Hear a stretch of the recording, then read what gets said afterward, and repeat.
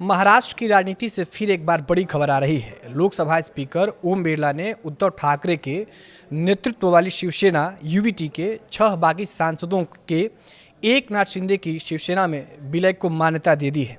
इस फैसले के बाद संसद में शक्ति संतुलन पूरी तरह बदल गया है।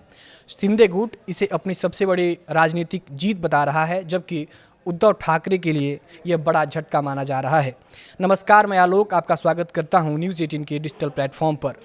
लोकसभा स्पीकर ओम बिरला के फैसले ने महाराष्ट्र की राजनीति में नया मोड़ ला दिया है।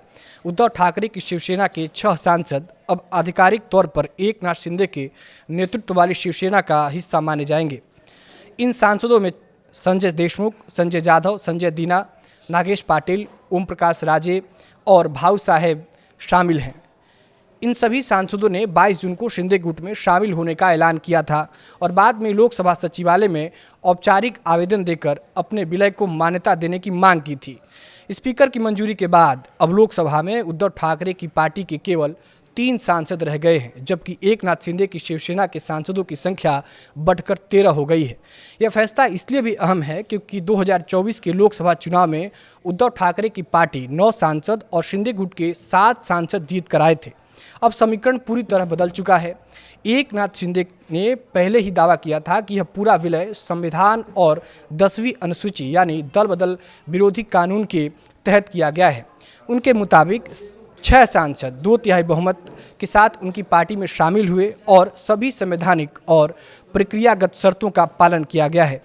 कानूनी सलाह लेने के बाद सांसदों ने स्पीकर को सभी आवश्यक दस्तावेज और रिकॉर्डिंग भी सौंपी थी।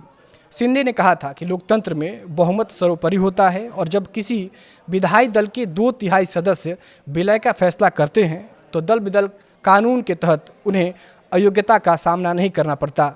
हालांकि उद्धव ठाकरे गुट इस दावे से सहमत नहीं था।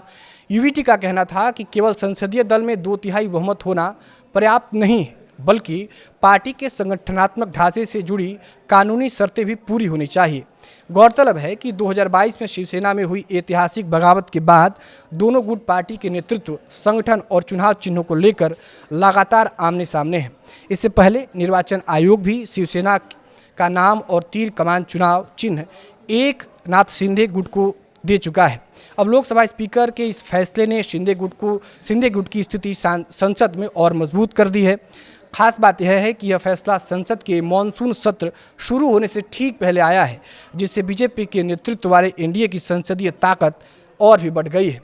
अब सभी की नज़र इस बात पर होगी कि उद्धव ठाकरे गुट इस फैसले को अदालत में चुनौती देता है या फिर महाराष्ट्र की राजनीति में कोई नया सियासी मोड़ देखने को मिलता है।